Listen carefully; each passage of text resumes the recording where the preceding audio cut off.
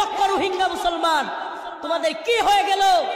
হে মরদের দলেরা, ফাড়ার দলেরা, তোমাদের কি হয়ে গেল? অস্ত্র হাতে তুলে নিচ্ছ না? ওই মং বৌদ্ধরা যদি একটা গুলি করে, আমরা ওদেরকে পাল্টা 5টা গুলি করবো ইনশাআল্লাহ। এটা যদি না বলতে পারো, ওই হিন্দুত্ববাদী ভারত আমাদেরকে গুলি করবে, আমরাও ওদেরকে গুলি করব। আরে আমরা তো মরলে শহীদ, আর ওরা তো মরলে জাহান্নামে যাবে।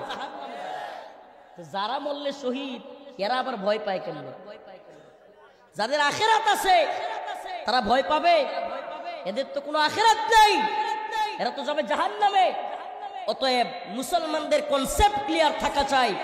আল্লাহ পাক বলেছেন, ওমা লাকুম লা তুকাতিলুনা ফি সাবিলিল্লাহ, তোমাদের কি হয়ে গেল?